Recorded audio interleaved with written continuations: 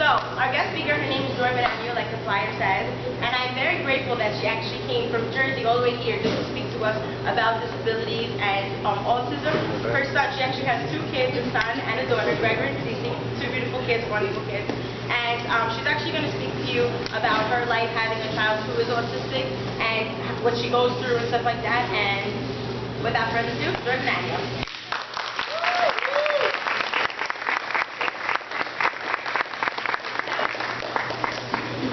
Say thank you to Alex. I've actually known Alex for quite some time. I know her whole family, her sister, her brother, her parents. So for me, this was a very personal experience because she actually had the experience of watching my children. So she knows somewhat of what we go through on a daily basis. So I thank you for asking me to come. For me, it's always a pleasure to share because sometimes you don't realize what people go through until you try to walk in their footsteps or at least try to experience some of the things that they see. My job here is just to share with you. I don't want you to feel sorry for me because I don't feel sorry for myself. My children are both blessings to me, regardless as to what challenges they may have. So please know that from my personal experience, I do not pity myself. If anything, I feel more empowered that I was chosen to be the parent of a special needs child. And in our household, we don't like to use the word disabilities. We like to use different abilities because everybody's capable of something. It's just a matter of finding what it is that they are capable of doing. So think of it that way. Just so you know, my background, I'm Filipino. My parents are both from the Philippines. I was born in a hospital that's no longer in existence, St. Vincent's in the Village. I was raised in the borough of the Bronx. I have also lived in Brooklyn. And I have many friends in all the 5 boroughs. So Queens is cool. I just get lost a lot of times here, but it's a confusing borough because it doesn't make any sense to have 23rd Avenue, 23rd Street, and 23rd Road. I just don't know who thought of that plan. But anyway, and as far as my history, I've lived in New York most of my life. I went through a lot of the schools. I went to Catholic school for 9 years. I went to Bronx High School of Science. And I went to NYU for a few years, Marymount for 1, and I ended up at Lehman, of all things.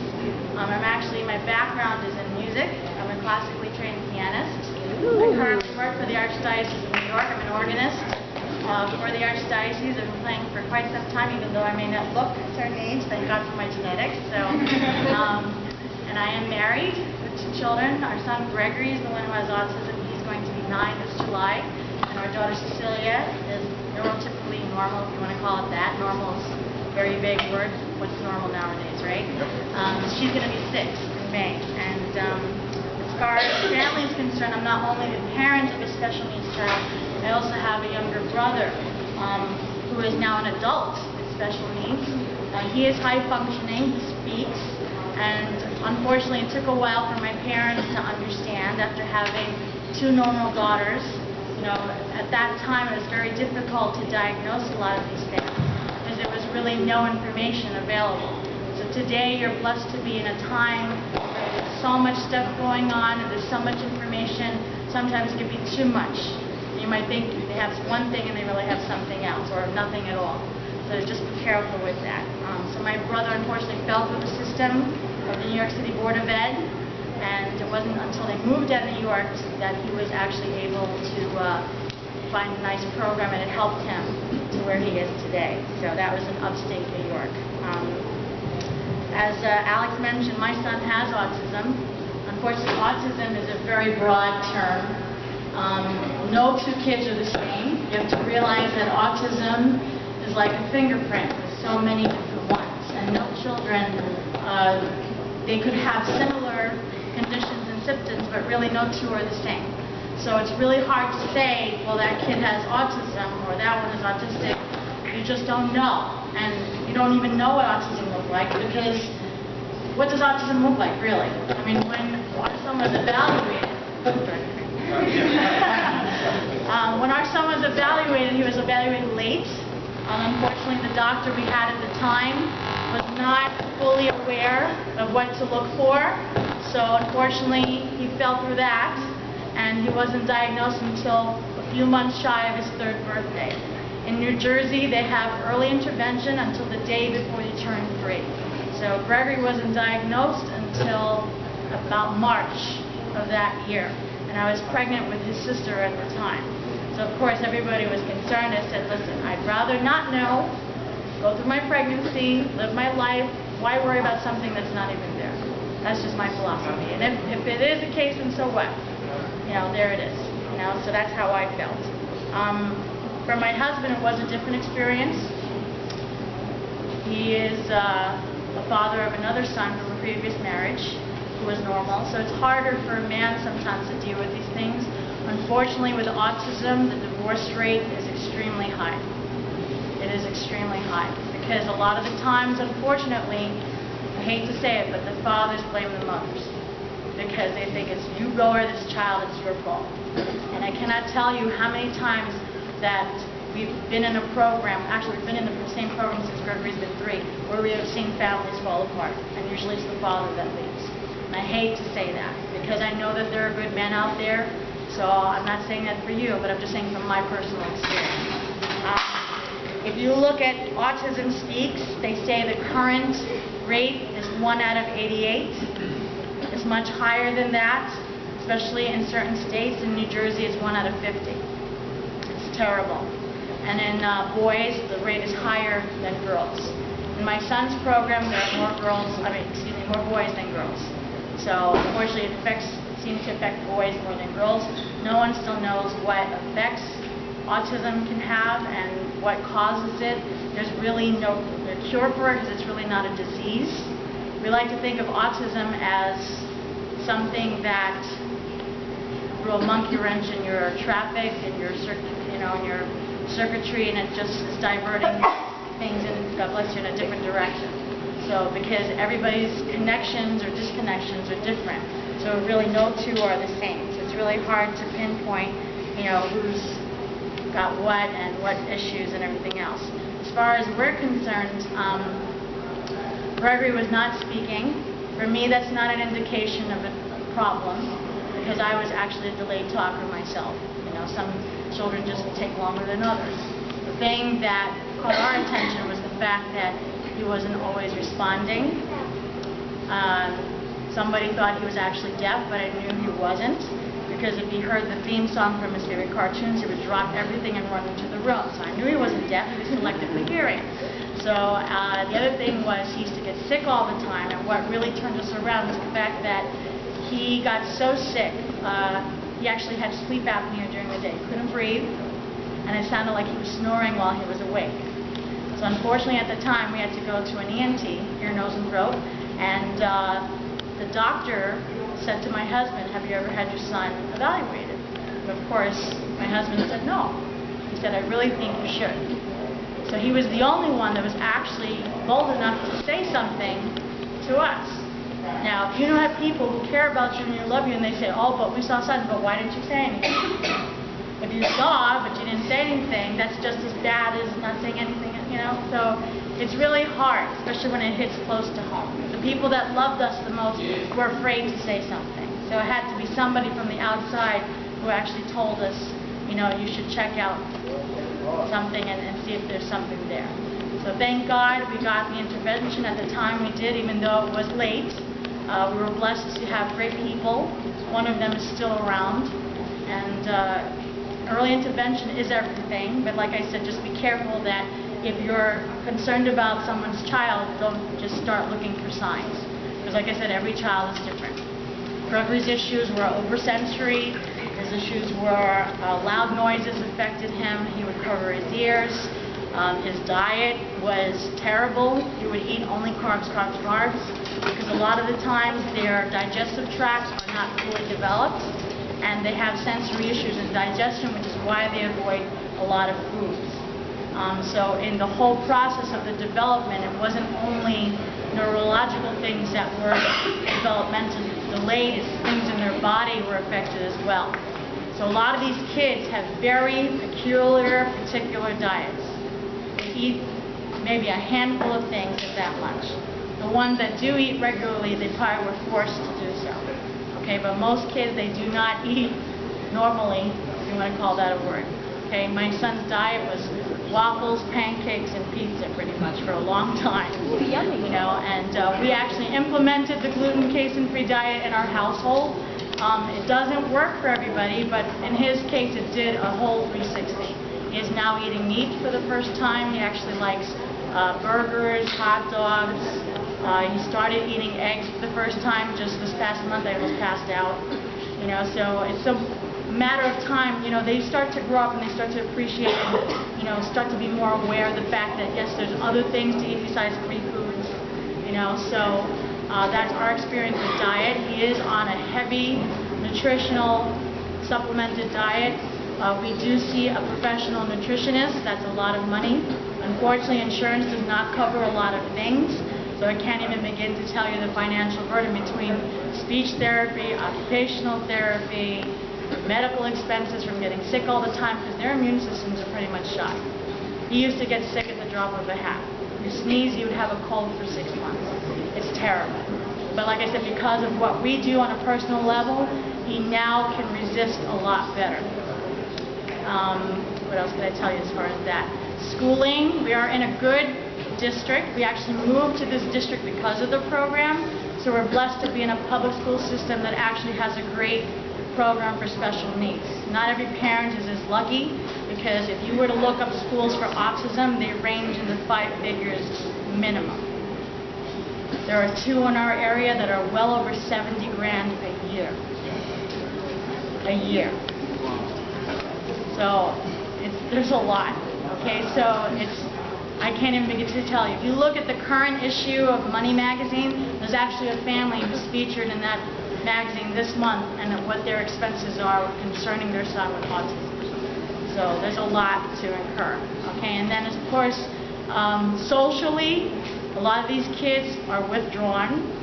They do not maintain good eye contact. Sometimes they don't want you to touch them. Okay, sometimes they like to stay by themselves. They play inappropriately with things. My son used to take his sister's stroller, turn it over, and just spin the wheels on hours on end. That's not appropriate use of a wheel.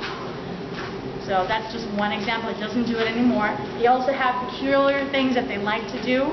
My son was obsessed with the rainbow. He used to put his blocks, his crayons, in Roy G. Biv order. And I didn't notice it until he started going to school. He would get to the point where he would do his homework every day in a different color. And then I finally caught on he was doing it in rainbow order. Say, for example, Friday they had work, he did it in orange. He would remember on Monday he did it in orange on Friday and do it in yellow. That's just him. The other children, all of them have peculiar things that they call it stimming. It makes them feel comfortable, it makes them feel safe. These are things that they feel they need order, they need a habit. Sometimes it's not a good habit necessarily, but this is what makes them feel safe. My son, I have to say, in certain things is the opposite. He actually likes hugs. He likes to shake your hand. He likes to say hello. If he was here, he'd be asking all of you either your name or your age. And he would probably remember the first 10 people minimum as he was going around the room. Their intellectual capacity is amazing. People underestimate these children all the time. Just because it looks like they're not paying attention to you, don't underestimate them. For him, the way he expresses it is with drawing. He's obsessed with buses and traffic lights, anything that's vehicular. He can remember the detail of the dashboard, the way the lights were hanging, the dimension. This is what he does on a daily basis. He draws these things every single day. And I'm like, I don't even remember seeing that. And I could compare, he knows the buses, the names, the makes, the model, the year, and he has his favorites. His favorites are the gigantic ones. He loves the gigantic buses. Unfortunately, his class is much smaller now, so the only time they use the big buses is when they go on trips. So he usually has the smaller bus. So yesterday, their bus broke down, and I heard the bus coming down the street. I thought it was the garbage truck because it was so loud. So of course, as soon as the doors opened, he was all happy because he's like, "Mommy, big bus!" So, you know, they have their things that they love, and it's just amazing to see. He's at a point now where he's very verbal, we're pleased to say, but it took a lot of work. And as myself as a parent, unfortunately most parents are overwhelmed by these conditions and they look to the school systems to help them. And sometimes they're just so tired they don't know what to do or how to go about things. Support is everything. I cannot tell you the connections I've made over the years between my fellow parents, even our friends and family. Support is everything. Patience is everything. Understanding is everything. Because going out into a public place can be a nightmare for a lot of these parents. So a lot of these families choose not to go out because they're afraid of a meltdown. A meltdown is very different than a tantrum. Tantrum, usually these kids could use an old school disciplinary, I'm not going to go there. But, okay, a meltdown, unfortunately, they cannot necessarily express themselves, so they get to the level of frustration where they have no choice but to explode. And sometimes you can recover quickly, and sometimes it could take a long time for them to come back down. It can be very, very difficult at times and scary. When my son was nonverbal, his meltdowns would be so bad he would thrash himself around and thus risking the people around him. Now he's at a point where we don't have to worry about that. He just gets frustrated, he'll clench up and he'll say, I'm frustrated. I said, good, that's okay. It's okay to be frustrated. Tell mommy about it. What is it that's bothering you? So now he's at the point where he actually says what's bothering him. Not all the kids talk. Someone mentioned technology before. They now have electronic text. When Gregory wasn't talking, they had laminated words and pictures and put them on Velcro, and he had a book, a communication book, and he had to form a sentence saying, I want this, I want that. And he would take the pictures and stick them on these Velcro sheets. They also have, before the iPads came out, they had an electronic textbook where the kid who did not speak would slide the picture into place and then the machine would speak for them. So there is a lot of technology available. Unfortunately, most parents can't afford it. So the thing I suggest to most parents is advocacy. You need to find someone who's going to speak on your behalf, especially if you don't know what to do. A lot of these first-time parents are so lost and overwhelmed, they don't know where to go. So advocacy is a great thing. If you're lucky to find one who doesn't charge you for consultation, then do that. We were blessed to have one that she didn't charge us at all. She just gave us all this advice. And because I'm the type of person that I'm very vocal, even though I'm small, I think I have the Napoleon complex. But, I just like to make my voice heard. Because I am a singer, too. So I tell people, my husband is 6'4". So I tell everybody, you see him before you hear him, but you hear me before you see me. Because I'm very outspoken, let's say. But I wasn't always this way. But, you get to a point where you say, enough is enough. So whether you're fighting for a personal cause or just for people not to disrespect you, you have to learn to find your voice, So if there's anything I can impress upon you is that I spoke to some of my fellow colleagues, meaning other parents, and the thing that they asked of the most of people in the community is just for patience and support. Sometimes when you're in a situation, let's say for example at a store, and the kid is having a meltdown. The average person would say, wow, that child is spoiled rotten, parents can't control them, they need a good smack. You have to take a step back and look at the reaction of the child. You can tell whether the child is spoiled or if they're having a meltdown. If you listen to how they're either speaking or not speaking. If they're uncontrollable in their actions, that's a meltdown. If they know darn well that they're causing a scene and they just want to make the mother or father uncomfortable, that's a tantrum. And personally, I would take that child out. You know what I'm saying? So I was raised by Asian parents, and I'm not afraid. So I won't. But just know that acceptance and tolerance is everything. And the other thing I would impress upon you is if you know if there's a family who has a child with special needs, and they look like they're at the point of exhaustion, offer them an hour or two. Sometimes that little break just to let them breathe, that is priceless. You cannot put a price tag on that. We're very blessed by the people in our lives. When they see that I've just about had it, they're like, you should go for a walk, I'll take the kids to the park. Even just to get a 20-minute nap is like, oh yay. Because my number one challenge is insomnia. I don't sleep very well. I don't sleep very well because I hear everything. My son gets up during the night sometimes and he's starting to walk kind of half asleep now. So that's our biggest challenge at this point, but it's okay because this too shall pass. And I have to tell you that everything that happens in these children is not the same every 6 months. just when you think you've got on over one set of challenge, a new one resurfaces or is worse than the one before. So it's a daily struggle. However, like I said, I don't want anyone to feel sorry for me because I love my children. And I'm very blessed with my daughter because even though she's younger, and a lot of times this happens where the sibling of the one that has the challenge rises up to the occasion and actually becomes the older sibling of the other child. So as young as my daughter is, she knows when her brother is having a challenge, and she is my second set of eyes and ears. And she will run to me immediately if she knows that her brother is having an issue. Mommy, Gregory's doing something I don't think he should be doing.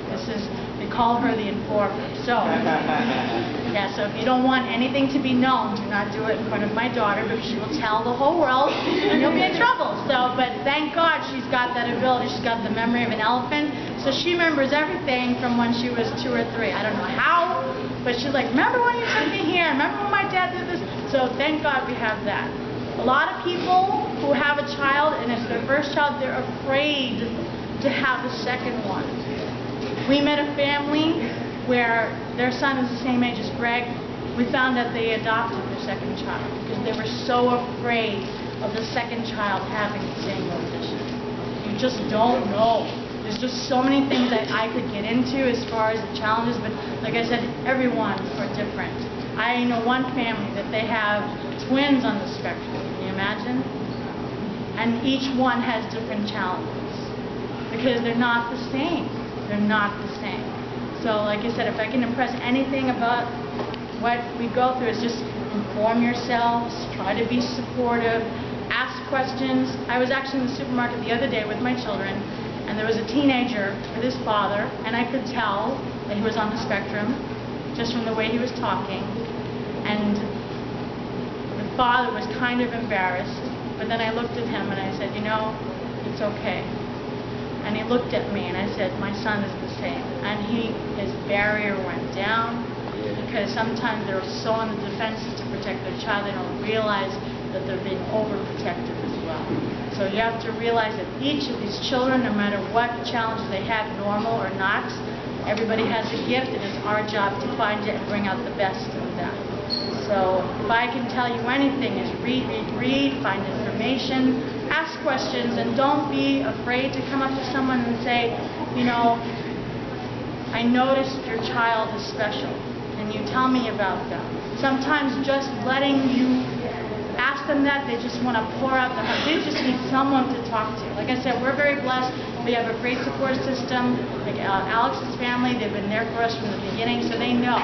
So we know people that we can turn to and speak things about and not feel like we're being judged. Because the worst thing you want to do is make an assessment of a situation and you have no real clue as to what's really going on there. So what we like to say in our household is the following. Yes, Gregory has autism, but we know that autism does not have Gregory. So I thank you for your time, and if you have any questions, please feel free to come up to me.